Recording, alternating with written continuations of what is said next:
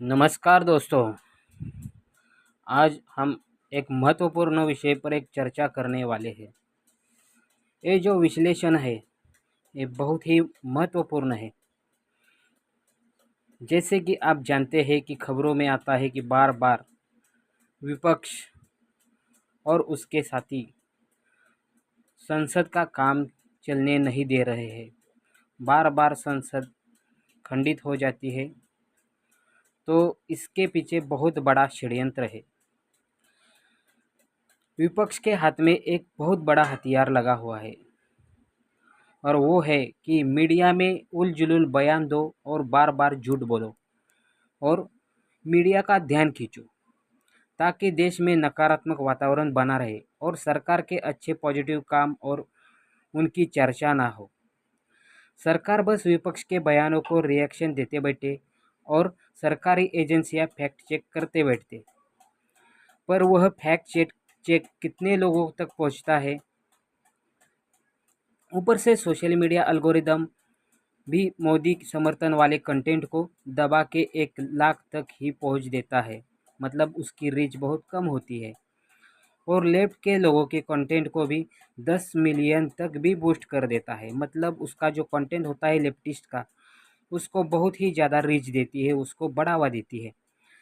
और इससे पिद्दी मीडिया के विपक्ष के बयान दिन भर चलते रहते हैं। मतलब दिन भर वह जो बयान दिए हुए रहते हैं सुबह सुबह, वो दिन भर चलते रहते हैं, क्योंकि सरकार इन पर झूठ और भ्रम फैलाने पर कोई कार्रवाई नहीं करती। इसलिए फ्रीडम ऑफ स्पीच का मतलब झूठ फैलाना नहीं होता है। सरकार एक ऐसी सिस्टम बनाए कि उन झूठों की हर बात सुप्रीम कोर्ट में वेरीफाई करे। जैसे कि अगर कोई भी राजनेता अगर कोई बात बोलता है, तो उसको उसका प्रूफ भी साथ में रखना होगा। मीडिया के सामने अथवा संसद में उसको प्रूफ को रखना होगा। और अगर वह सर्वमान्य नहीं होता है, तो उसको सुप्रीम कोर्ट में भी चैलेंज दिया जा सकता है। तो ऐसा करने पर ही इसका सॉल्यूशन हो सकता है। सुप्रीम कोर्ट से इसे वेरीफाई करने के बाद एक बेंच बना के 4 या 5 जजों का, जो सिर्फ दिन में 1 घंटा काम करे और जो महत्वपूर्ण सांसद है और एमएलए है उनके और मंत्री उनके बयानों की डेली एक शहानिशा करके रिजल्ट जारी करे। और उससे सरकार को यह बात समझनी होगी कि कोरोना के बाद ही विपक्ष यह करने लगा है। उससे पहले सरकार बोलती थी या कोई काम करती थी तो विपक्ष रिएक्शन देता था, लेकिन अब सरकार को फ्रंट फुट में आके रोज कुछ ना कुछ पिद्दी मीडिया को परोसना होगा। सरकार को अब यह करना चाहिए कि जब भी कोई विपक्ष की ऐसी बातों पर सवाल पूछे तो बोलना कि ऐसे उल-जुलूल बयान देना विपक्ष की आदत है, और टॉपिक चेंज करके आज जो काम जनता के हित में हुआ है, किया गया है, वह सब गिनवाना शुरू कर दे।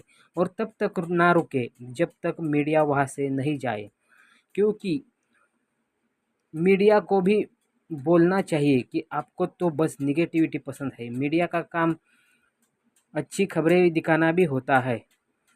दिन भर निगेटिविटी खबरें देकर जनता को त्रस्त बनाए रखते हैं। सरकार को फिर से अपने सिस्टम में 2014 जैसा जोश पैदा करना होगा और गरीब युवा, महिला, किसान, जनता को सकारात्मक सरकार की ज़रूरत है। 2014 से पहले का माहौल बड़े उम्र की जनता नहीं भूली है। कैसे अफरा-तफरी मची हुई थी वह भी सब जानते हैं। पर जो नए पीढ़ी के लोग हैं, जिनको 2014 के पहले का माहौल पता नहीं है, वह भी तो वोटर लिस्ट में हर साल जुड़ते जा रहे हैं। उनके सामने उनके तरीके से कंपैरिजन करके फैक्ट्स बताना बहुत ज़रूरी है। मतलब जो पहले वाले यूपीए सरकार का 10 साल का जो कार्यकाल था और ये 10 साल, इसका कंपैरिजन करके उसको जनरेशन जेड बोलते हैं, उसको बताना पड़ेगा कि पहले ऐसा था, अब ऐसा है। यही कंपैरिजन करके ही जनता के हित में बड़े-बड़े निर्णय लिए जा सकते हैं और जो काम बचे हुए हैं वह किए जा सकते हैं, वरना हर रोज़ संसद भंग करनी पड़ेगी। और फिर आप तो देख ही रहे हैं मीडिया में क्या चल रहा है। सरकार ने केंद्र सरकार ने 2024 के चुनाव में युवाओं के मतों को इग्नोर किया। इसके कारण ही उनकी 240 सीटें आ गई थी और यह कंपैरिजन उन युवाओं को बताना ही पड़ेगा। 240 सीटें के पीछे भी इसकी बहुत बड़ी भूमिका है। और बीजेपी और उसके लोग अगर सरकार चलाते चलाते बोर हो गए हैं तो एनडीए में कई सारे राष्ट्रवादी दल है, उन्हें सत्ता सौंप दे, क्योंकि ऐसा लग रहा है कि सरकार शांति से बस से सब होता हुआ देखना चाहती है, कोई भी रिएक्शन नहीं करती है और जो भी विपक्ष हंगामा करता रहता है उसे बस देखती रहती है, कोई भी बड़ा कदम नहीं उठाती।